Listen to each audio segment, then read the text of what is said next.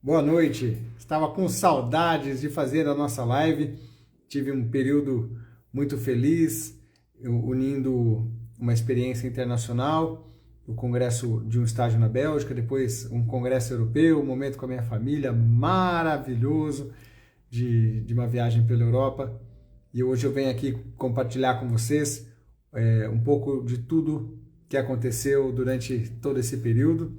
Quero trazer as boas-vindas para todo mundo que está aqui e desejando poder trazer agora, nessa segunda fase do ano, um período de muita...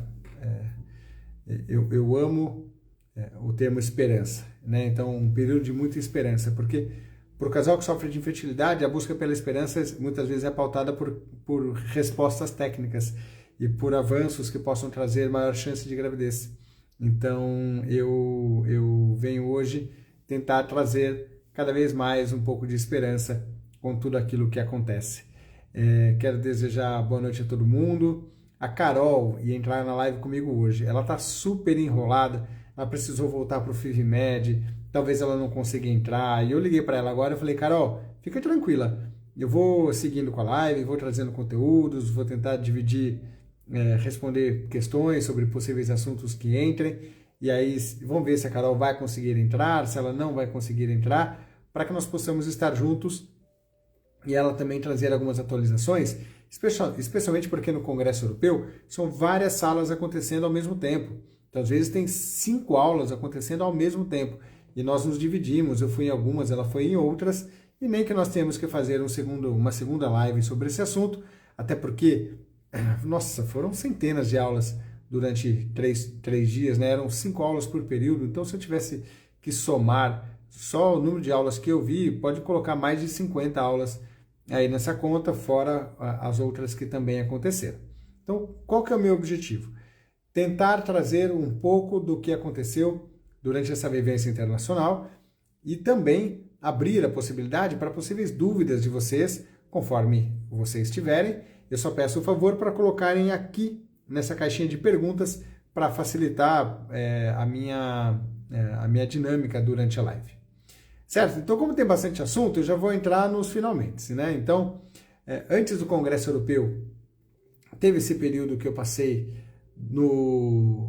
na Bélgica, onde eu fui na Universidade de Gante, no Hospital Universitário de Gante, para poder acompanhar a rotina do serviço. E é muito legal, até para que vocês possam valorizar tudo aquilo que vocês têm no Brasil. Isso vale tanto para o estágio gigante, por tudo aquilo que nós vimos no Congresso em Amsterdã. Então, eu antecipo. Eu te falo isso com muita tranquilidade e convicção. Vocês não vão encontrar fora do Brasil nada além do que aquilo que no Brasil existe. Se não, linha de pesquisas diferentes, uma organização acadêmica diferente, né? Agora, no que compete à assistência, com a globalização que nós temos hoje no Brasil eu posso dizer que nós estamos muito bem. E vou além, hein? Até no que compete à humanização do atendimento. Então, na Bélgica era um hospital universitário, e eles têm, lá foi uma busca de um intercâmbio de cultura e informação de assistência. Então, não era um congresso acadêmico, mas ver como eles fazem. É interessante que eles fazem a coleta de óvulos sem anestesia, e é legal para buscar técnicas assim, outras formas, às vezes, de controle da indução da ovulação, alguns critérios acadêmicos de protocolos para falha de implantação, para abortamento de repetição. Então, é uma troca de experiências, e que certamente foi muito rica, e eu sou muito grato por ter vivido isso. Agora, o tema central da nossa live vem daquilo que são as novidades que acontecem no Congresso Acadêmico. Entendam que novidade significa que pesquisas aconteceram.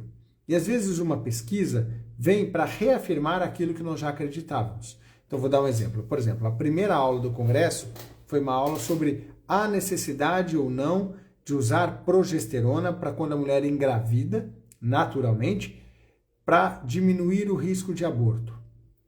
E esta publicação, por exemplo, mostra que o uso empírico da progesterona, ou seja, vou usar progesterona para as mulheres que engravidam, mesmo quando tem algum sangramento inicial, esse uso não aumenta a chance da gestação evoluir, a não ser que a mulher já tenha tido múltiplas falhas de tratamentos, de abortamento. Se não, sabe quando a gente fala assim, usa um progestan para tentar segurar, usa uma progesterona a mais?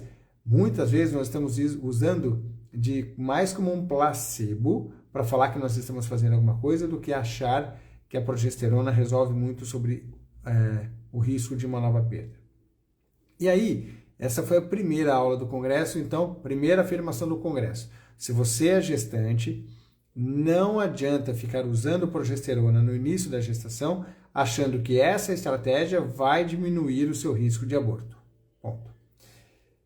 E aí, eu já pulo para uma das aulas que aconteceu lá no final do Congresso. Uma aula espetacular sobre abortamento. É um grupo, de onde eles são mesmo? Acho que eles são de Copenhague.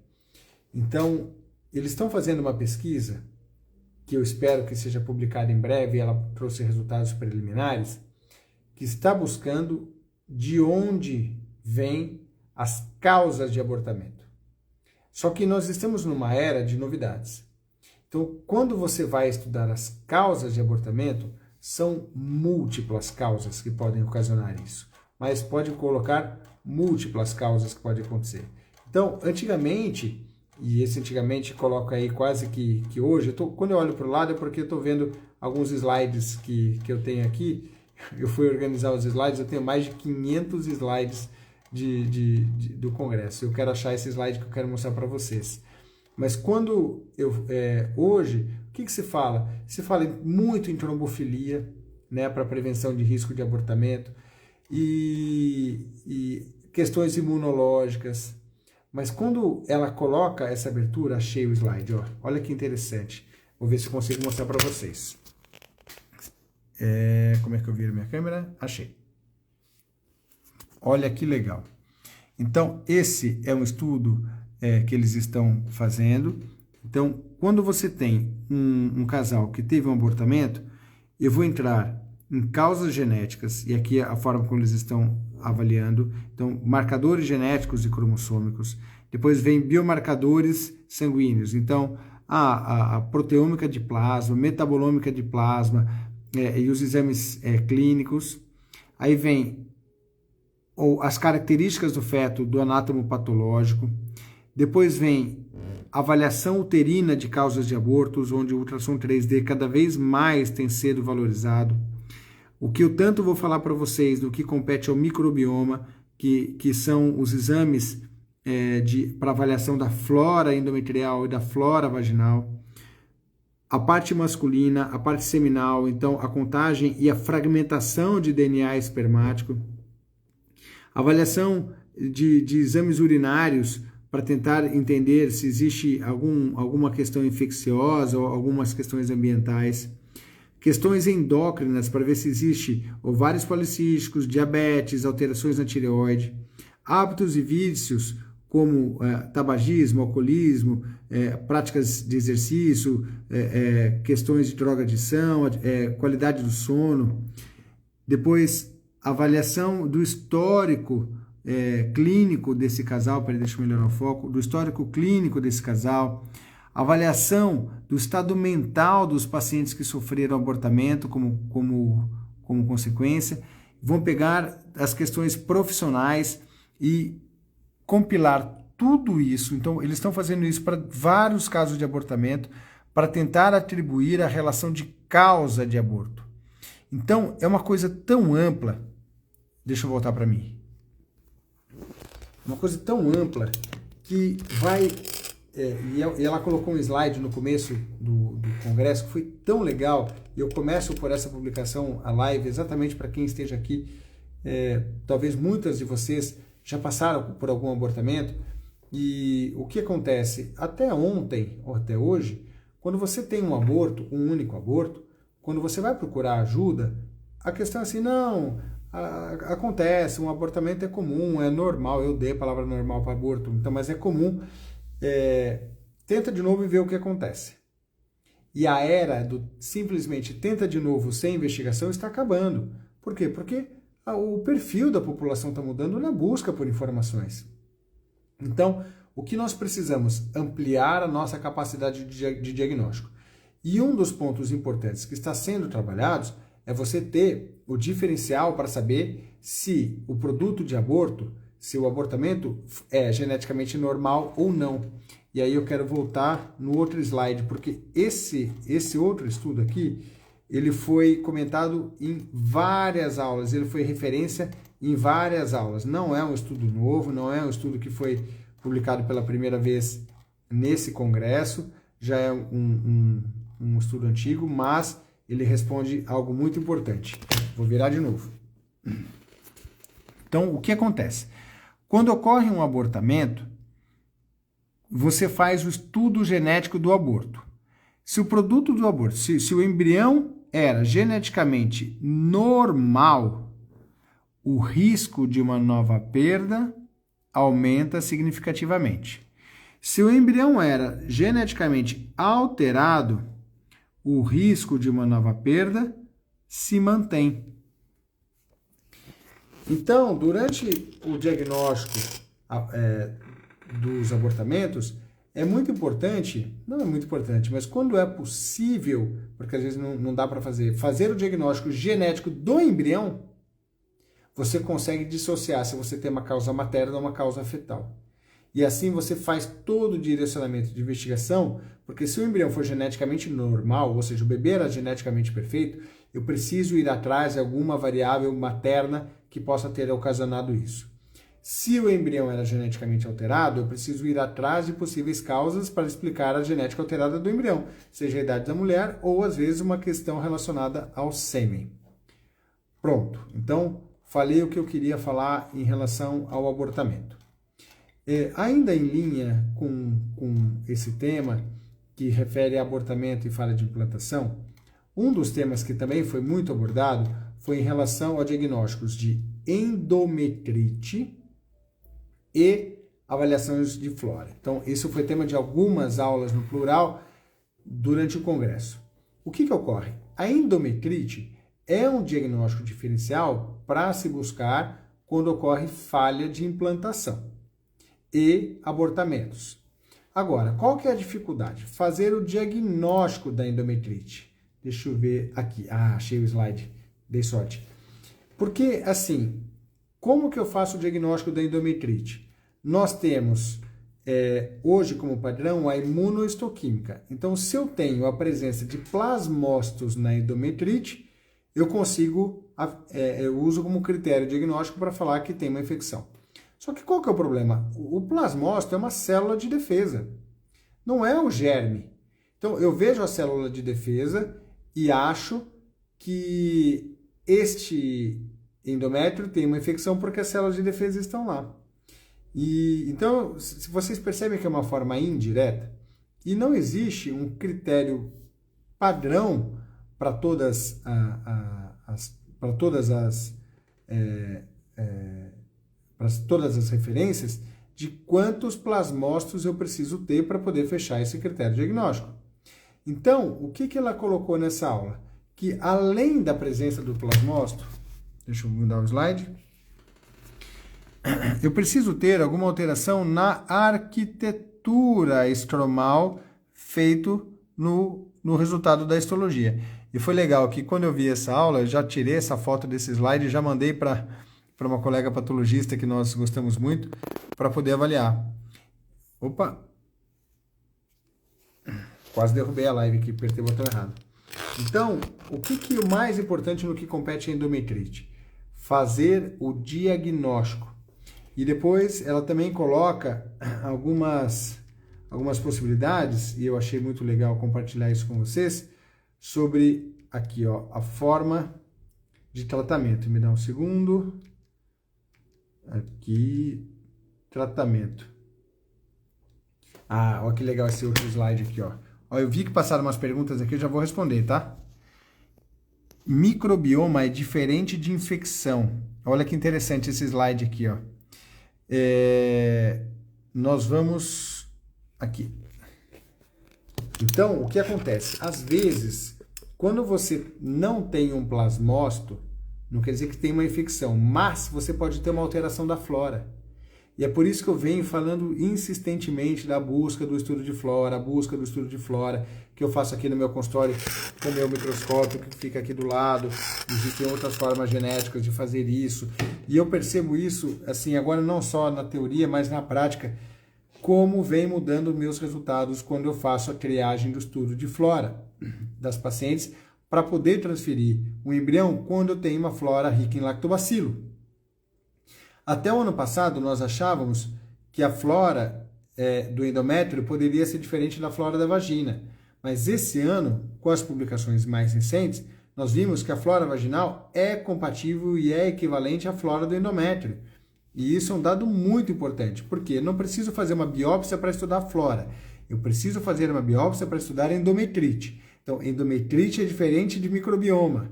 Então, olha como vai ficando mais complexo tudo isso. Então, os critérios para avaliação do ambiente bacteriano e microbiano do endométrio e da vagina vem mudando. Não basta ter um plasmócito para poder dizer. Eu preciso avaliar, além disso, a flora para poder saber se o microbioma, se o ambiente bacteriano é normal ou não. Porque às vezes você pode ter uma alteração de flora que não causa uma reação inflamatória, você não vai ter o plasmócito e o endométrio está alterado. Eu quero responder perguntas aqui, que eu peço desculpas, que às vezes passa, eu vou me empolgando aqui e acabo não respondendo. Então, peraí. Só que eu vou responder o que está na caixinha, tá? Por favor, me ajuda, porque depois eu não consigo ficar voltando na live. Tem uma pergunta aqui, ó. Em relação à análise dos embriões e biópsia. Não, aqui são perguntas que vêm. Então, já eu vou responder aqui. Tem uma pergunta aqui, ó, o que temos de novo para a endometriose? Tá, então, já mudando o assunto. Endometriose, é uma pena porque a Carol que assistiu muitas aulas de endometriose, mas, de novo em endometriose, o que foi visto, que às vezes não é tão novo. Primeiro, valorizar o diagnóstico de adenomiose. Então, o que é adenomiose? É a endometriose do útero. O que se viu? Endometriose do útero que é a adenomiose, pode diminuir chance de implantação e aumentar o risco de aborto. Aí vem a segunda pergunta, por quê? E uma das questões de algumas publicações que foram mostradas é porque a adenomiose diminui a resistência à progesterona, ou seja, eu preciso de mais progesterona para aquele endométrio ser receptível para o embrião. Eu até tirei uma foto, é um outro slide super legal, deixa eu ver se eu acho ele aqui. Eu estou dando sorte nos slides, até mandei no grupo pro pessoal do FIVMed, é legal que, como nós fomos todos para o congresso, depois do congresso nós ficamos trocando figurinha o tempo todo para poder nos atualizar, discutir, porque às vezes você vê uma aula lá rapidinho, mas depois você tem que estudar, né? Não adianta, você não vai aprender um tema em 10 minutos. Peraí, que eu já tô vendo aqui. Não sei se eu vou achar esse slide. É um slide bacana. Peraí, me dá um segundo. Que ele compara os grupos de pacientes com endometriose. Deixa quieto, senão vai ficar extenso. Então, em suma, vai para ser objetivo.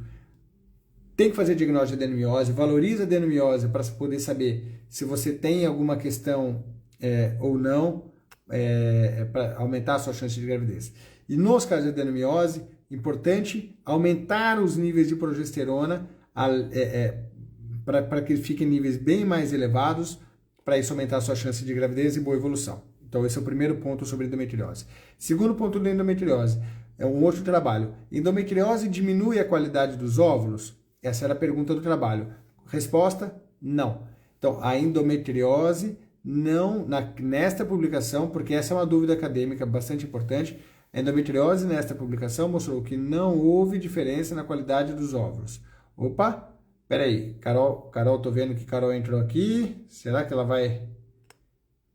eu consigo chamá-la aqui? Peraí, deixa eu ver se ela vai entrar. Ô Carol, você entrou no seu perfil profissional? Peraí.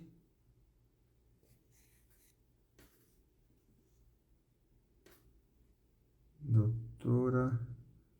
Eu tô achando que você entrou no seu perfil pessoal, Carol. Me manda um pedido para entrar aqui, tá bom? Enquanto isso, eu vou seguindo aqui. Ou às vezes ela tá no carro também, tá voltando para casa. Conheço, Carol é danada. Então, adenomiose, endometriose e qualidade do óvulo. Então, muitas vezes, nessa publicação, a endometriose não diminuiu a qualidade dos óvulos. Terceira publicação sobre esse assunto. Opera endometriose antes de fazer o tratamento? Será que eu preciso operar? A resposta: só se a paciente estiver com sintomas, para tratar sintomas, porque operar a endometriose nesta publicação não aumentou chances de tratamentos. Então, esses foram os principais pontos em relação à adenomiose de informações que vieram no congresso. Então, para nós, do Grupo FIVMED, não é uma informação tão nova, algo que nós já praticamos há um certo tempo, mas às vezes é bom você ter essa reafirmação, certo? Deixa eu ver o que mais tem de pergunta aqui. Algo sobre nutrição?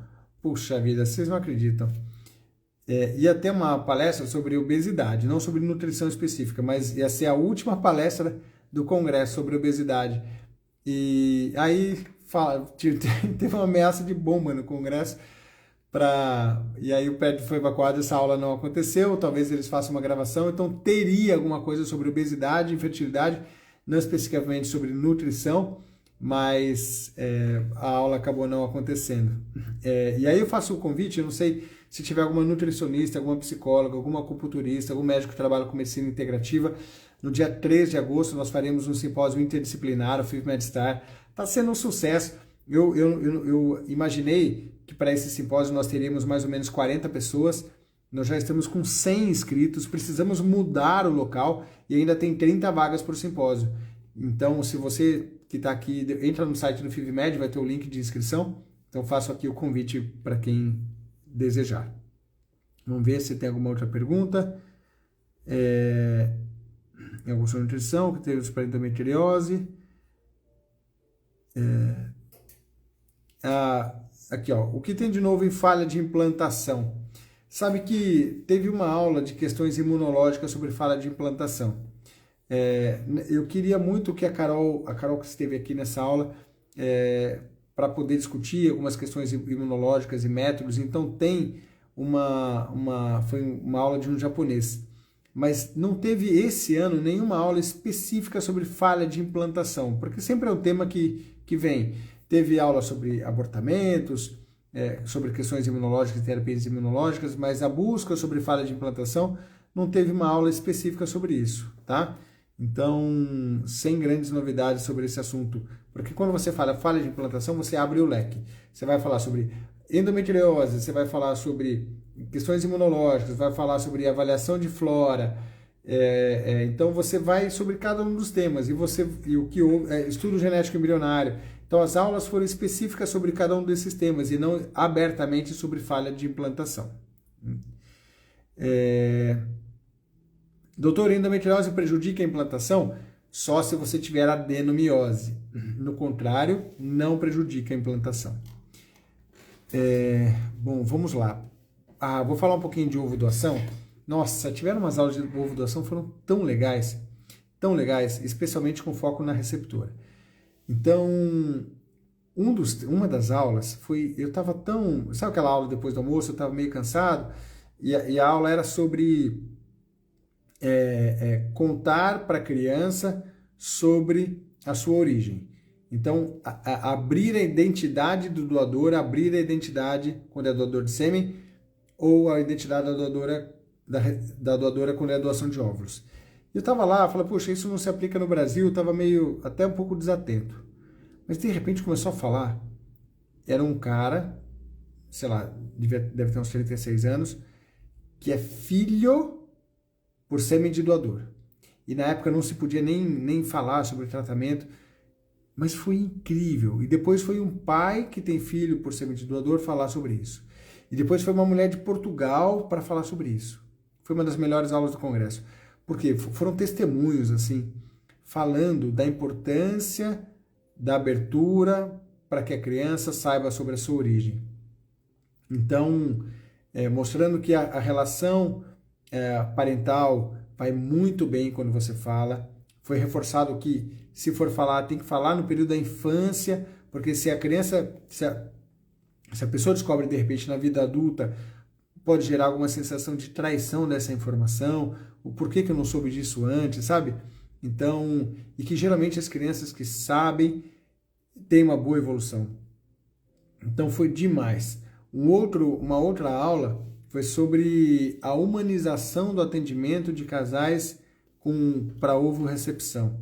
Então, a forma de estruturação da clínica para acolher os casais, a importância da abertura para cuidado multidisciplinar, para acompanhamento psicológico. Então, algo que nós já praticamos aqui com boa frequência, mas foram aulas incríveis que reforçam a importância disso tudo. Eu adoro essas aulas que envolvem, às vezes, temas de psicologia. Peraí que tem mais perguntas aqui.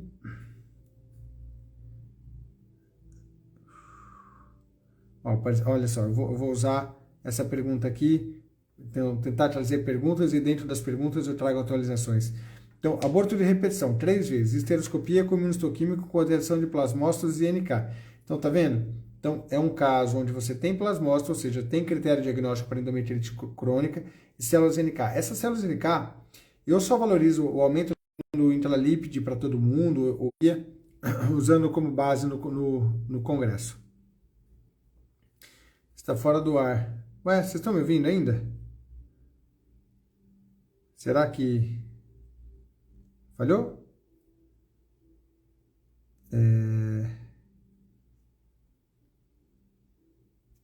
Não tem informado, tá bom? Olha que pergunta interessante, ó. As crianças teriam discernimento para entender essa informação? Não seria precoce demais? Aqui está colocando que voltou.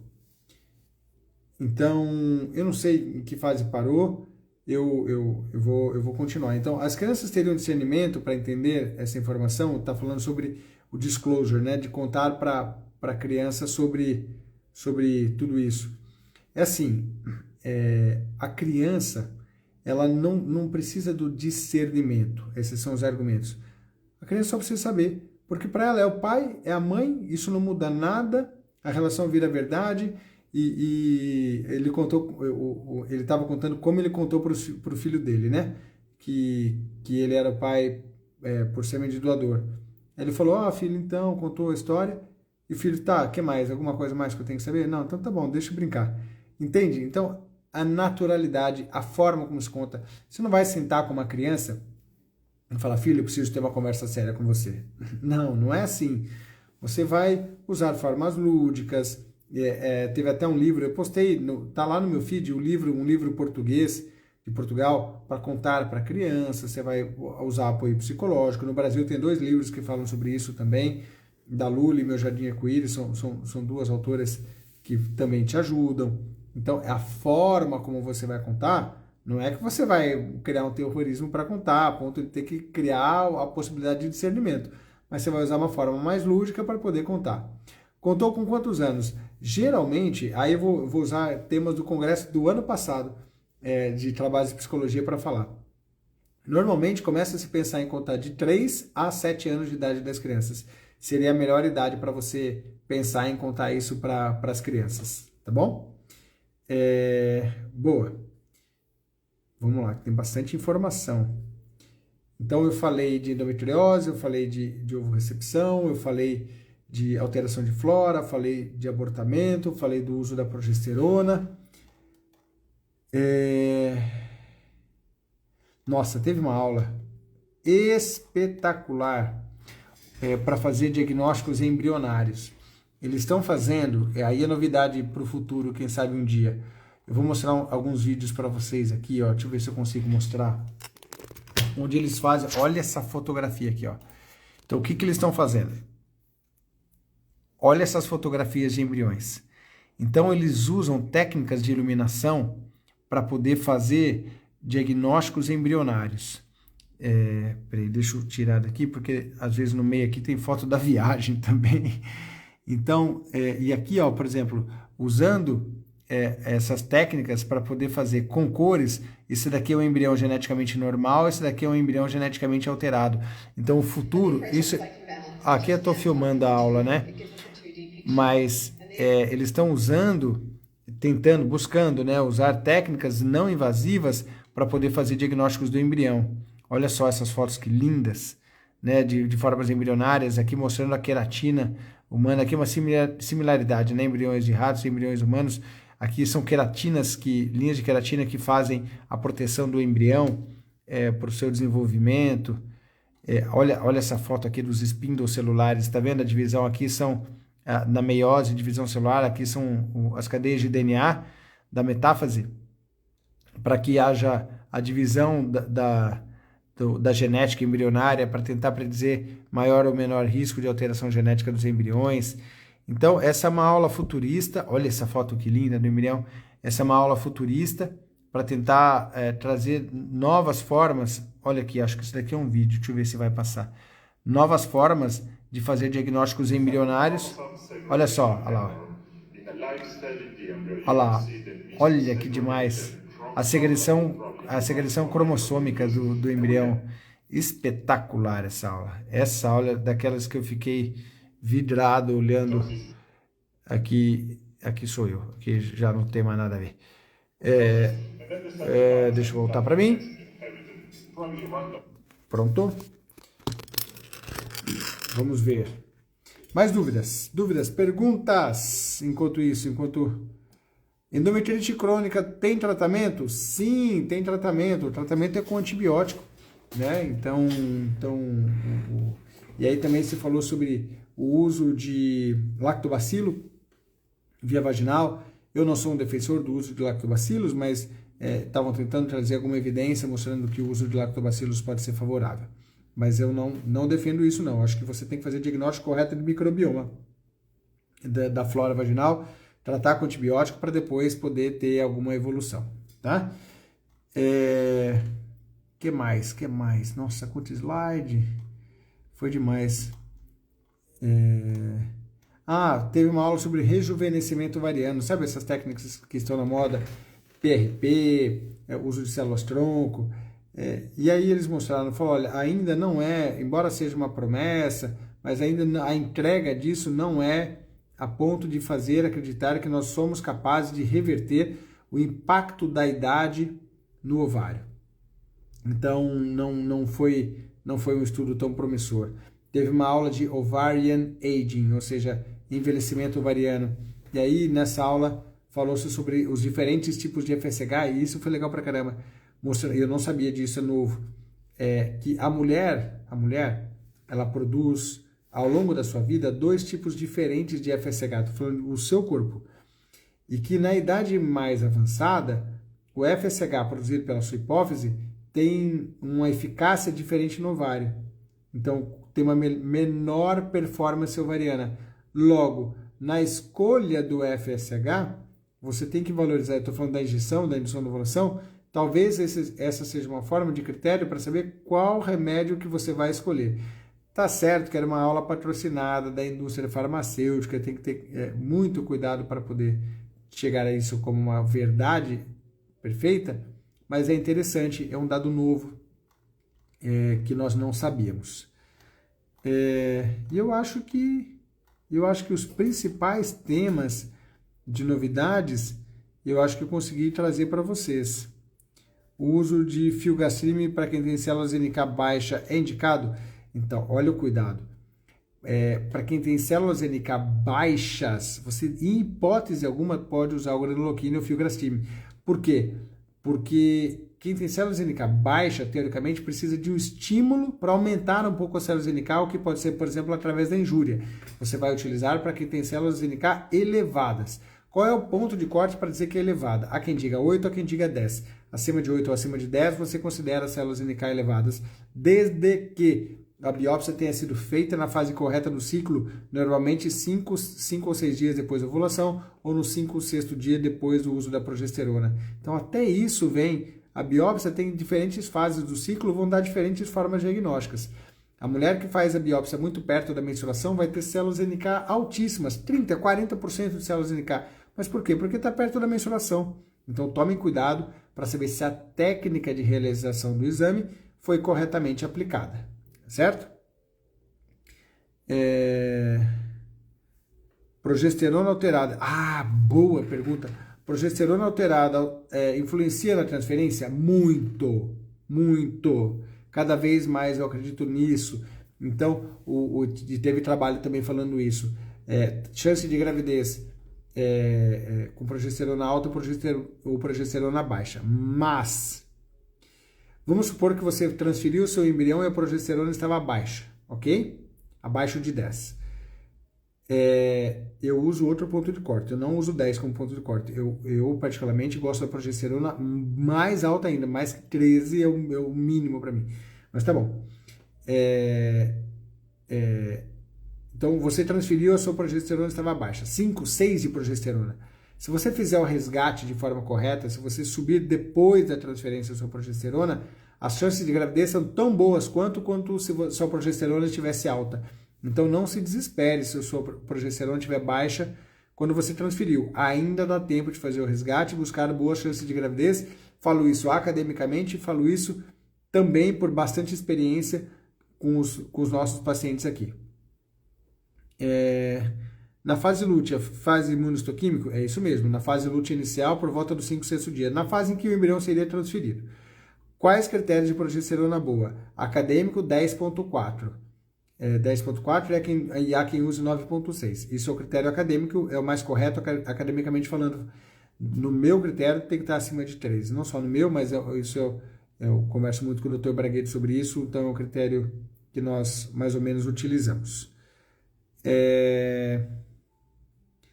Mais perguntas? Aqui de novo sobre células NK com intralípide, acho que eu faço tratamentos também. Vamos ver aqui. Tem uma outra pergunta. Embriões de classificação baixa, porém euploides, tem influência na implantação? Essa é uma pergunta boa, não foi discutida no congresso, mas teoricamente sim. A morfologia embrionária também está relacionada à chance de implantação, especialmente quando eu estou falando de embriões de nota muito baixa, por exemplo, no embrião de D7C.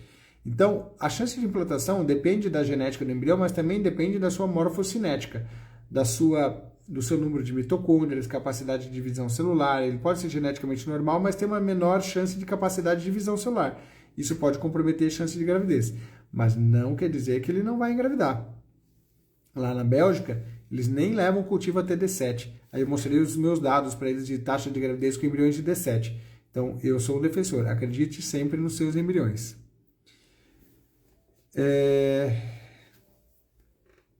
Vamos ver o que mais. O início da gravidez, quando dá contrações, o que fazer?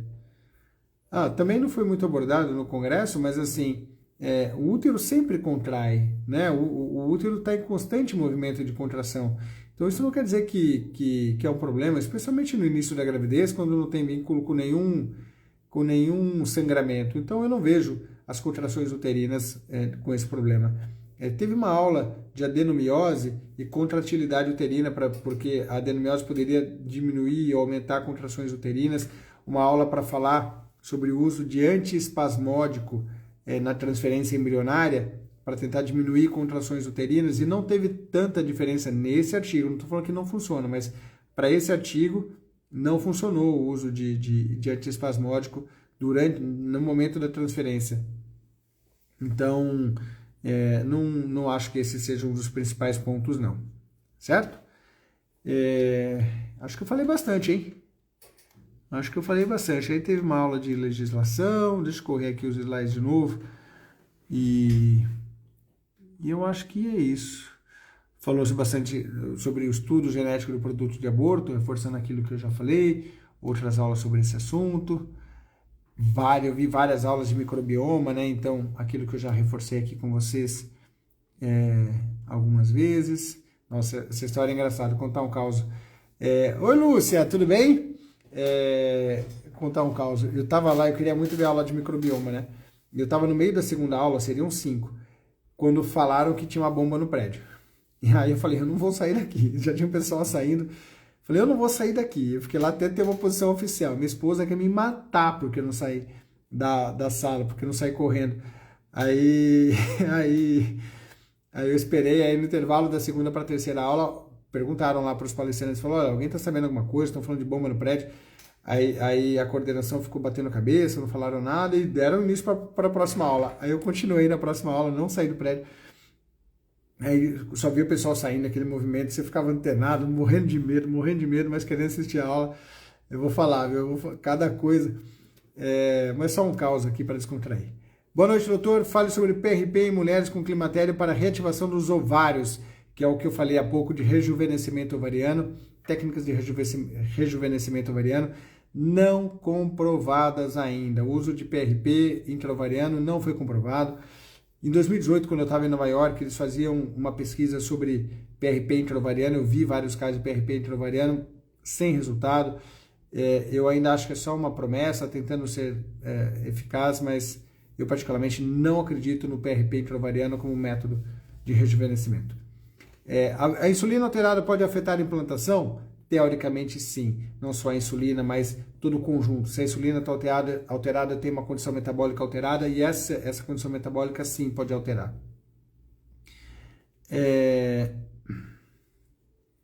Doutor, estou com 46 anos, não menstruo há mais de 4.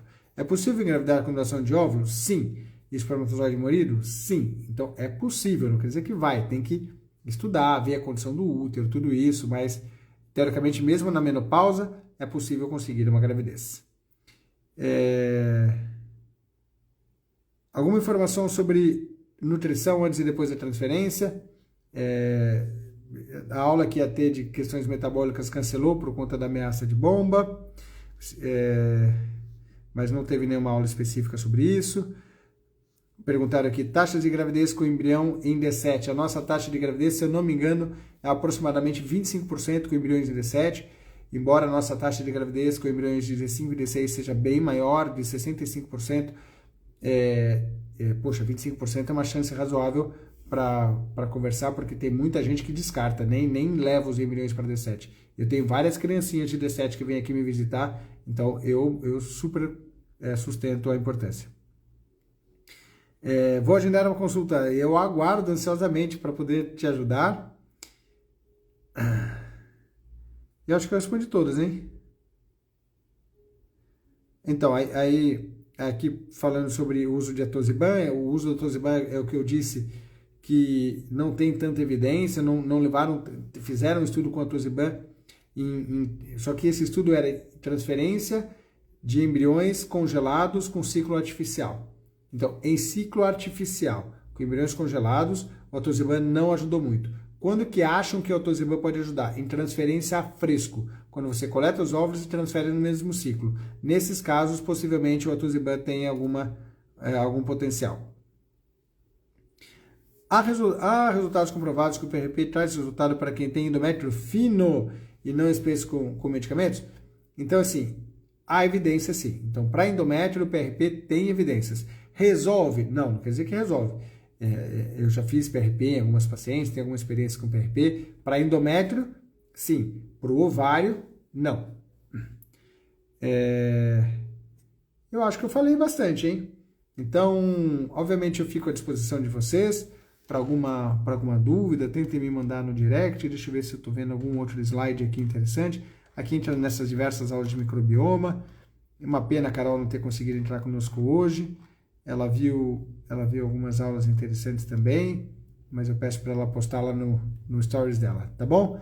Então, sobre a acupuntura, interessante na implantação? Agora você chegou, né, Carol? 7h15 da noite. Vou colocar você aqui só para te dar boa noite, quer ver? Cadê? Minha esposa vai me matar. Cadê você? Ai, olha lá. Descabelada, enlouquecida. Deixa eu apagar essa luz aqui, E aí? vocês não me enxergam direito. Nossa, que dia. Que dia. Você quer continuar amiga da Paulinha ainda ou não? Porque, então, melhor eu te liberar, né? Não sei, depende do que você quer. Por mim, eu fico até às 9. Não, eu quero continuar amiga da Paulinha, pelo amor de Quer? Deus. Então, deixa eu aproveitar aqui você, então. Eu trouxe algumas questões, eu vou falar superficialmente sobre o que eu falei, até um resumo para quem está aqui na live ou para quem entrou agora. Aí você vai me falando sim ou não, aí você vai falando o que você viu, tá bom? porque senão nós vamos ficar mais 2 horas aqui e, nossa, eu entrei aqui hoje 6h30 da Se manhã você também. Vamos quiser lá. que eu resuma essas 3 aulas, tacrolimus, atosiban e imunoglobulina com corticoide, Oh, yes, baby, manda bala. então tá bom. Ó, foram 3 aulas que, assim, o Oeste, ele fica sempre lotado das aulas que tentam prometer para o médico uma receita mágica na falha de implantação. Se a gente tem uma pedra pontuda com cravo dentro do nosso pé, são as falhas de implantação. É isso aí. Então, 3 aulas que eu fiz questão de ver, mas assim, sempre eles mostram uma taxa de sucesso demasiadamente maior com essa abordagem do que eu realmente acredito que seja. Foram 3 abordagens. Uma delas é o atosiban. Atosiban é uma medicação que a gente usa para uma paciente que está em trabalho de parto prematuro. Ela tem uma gestação muito novinha, não pode nascer, a gente quer impedir o uso do atosiban. É a medicação mais moderna que tem para a gente inibir trabalho de parto prematuro.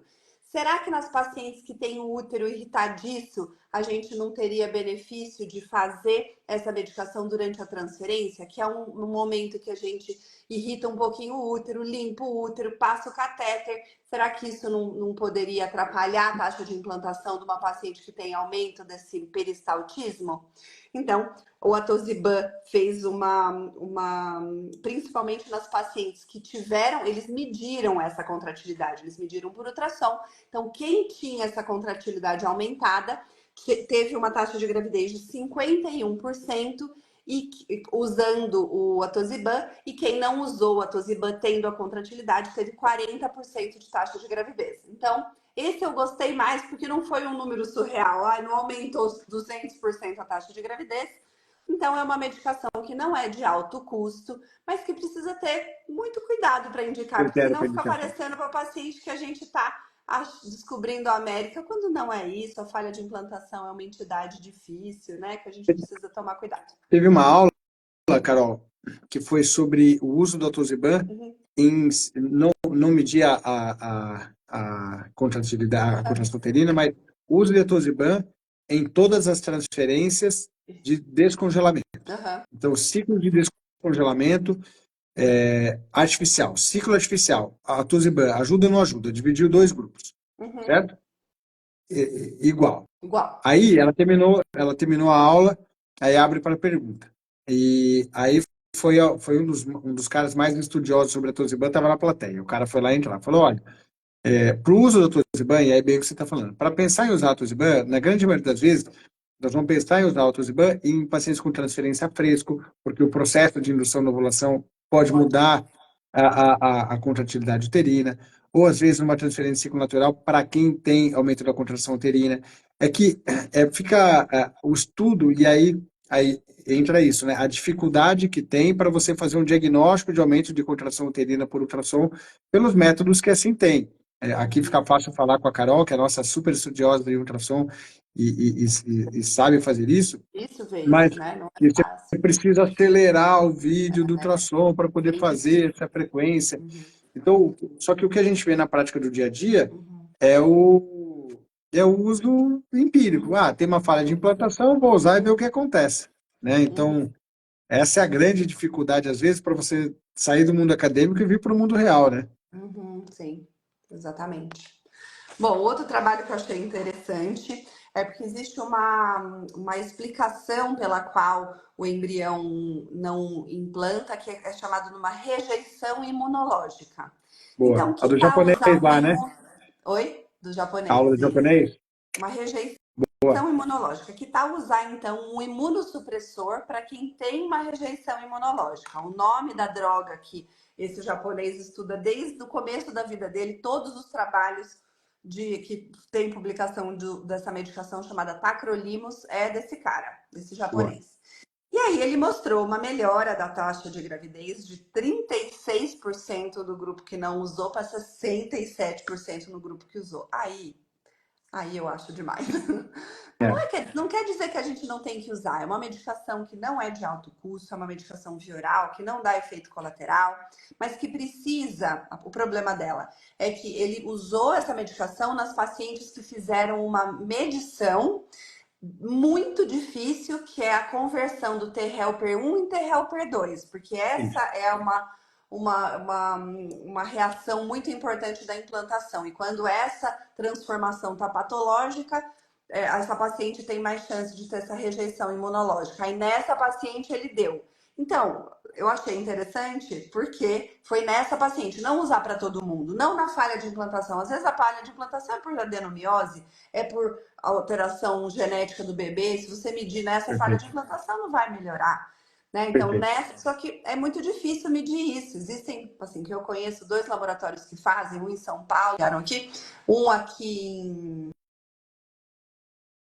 em uma cidade perto, esqueci o nome, mas é um teste muito caro de fazer, sem comprovação científica que isso funciona mesmo. Então, assim, acho que naquele caso difícil demais, onde a gente não achou mais mesmo nada, onde a suspeita Perfeito. fica disso, talvez a gente tem que estar no nosso rol aí de estratégia, mas com bastante cautela. Show. E aí tem a imunoglobulina, o terceiro, imunoglobulina, todos no mesmo bloco, né? Vamos Uhum. tentar fazer é, é, coisas mirabolantes para fazer embrião que não está implantando e implantar, que é o uso de corticoide com imunoglobulina humana. Bom, esse foi para mim o pior, não acho que... Primeiro que não justifica em ciência a gente estudar duas drogas juntas, estuda uma para descobrir se é uma ou a outra, né? Quem que Claro. melhora isso? A imunoglobulina ou o corticoide? O corticoide é barato, se descobre que o corticoide melhora a taxa de implantação, que não tem muito trabalho falando isso, tá tudo ótimo, custa R$ 50, e a imunoglobulina custa uns R$ 1.250 por aplicação, e aí precisa de umas 5. É muito Não, caro. E aí melhorou a taxa de implantação, não de uma maneira maravilhosa, mas melhorou. Acho que foram os 3 que eu faltei aí no começo da aula. Dei uma resumidinha aqui. boa. O que mais, Carol? Eu falei da adenomiose, Boa. da necessidade da progesterona, Legal. falei, falei daquela pesquisa de Copenhague de abortamento Ah, legal. espetacular. Você falou Nossa, da flora quando sai aquela vaginal, pesquisa. obviamente, né? Hã? Você falou da Flora, flora né? vaginal. A importância da flora e mostrei um slide mostrando a diferença de endometrite, de microbioma, que às vezes você tem uma alteração de microbioma e não tem endometrite, ou tem endometrite e não tem alteração do microbioma, que são diagnósticos diferentes e devem ser valorizados dessa forma. Falei sobre aquelas aulas de pacientes receptores de óvulos que compete à humanização de Essa parte atendimento, eu vi, eu assisti. foram super legais. Falei sobre endometriose, acho que nós estávamos na mesma aula, falando que aquele artigo que falou que a endometriose não interfere na qualidade do óvulo, Sim. sobre operar ou não operar endometriose antes de uma transferência, que você vai operar só em casos de pacientes que têm dor. Não mudou nada a nossa conduta já há anos, né? Já não vem Então diferente a daquilo gente que nós a gente fazemos. fica muito feliz porque nós É, remédios é, somos bastante atualizados e fazemos com que todo mundo está fazendo os melhores centros do mundo. Isso nos dá bastante satisfação. boa. Eu acho que é isso, É Carol. isso. Tentei trazer. E outra, o que eu acho que a gente pode fazer a partir de agora é esmiuçar cada um dos temas, né? Porque aqui é uma visão geral, mas depois fazemos lives. Ah, vamos falar de endometriose? Pô, nós vamos fazer a fundo. Vamos falar de microbioma? Vamos fazer a fundo. Boa. Explicar como é que vê, como é que faz. Acho que fica como lição para os próximos passos. Fechou. Paulinha Desculpa, já pessoal. me ligou aqui. Paulinha já ligou. Boa. A criançada está de férias, ela está em casa com as crianças. Falou, volta logo, pelo amor de Pelo Deus. amor de Deus. É. Mas obrigado, Carol. Obrigado pelo tempo Obrigada. ainda de Desculpa a vir todo aqui. mundo. Não, tá tudo certo. Tacrolimus. Tem É, alguém perguntando aí. trabalha, Tacrolimus. trabalha pouco essa Carol, Não, viu? Tem em casa não. com as crianças, no filho médico, toma conta de tudo. Obrigado, viu, Carol? Foi corrido. Obrigada, Davi. Obrigada pelo Beijão. convite. Obrigada a todo mundo que assistiu. Tchau, tchau. Valeu, tchau, tchau.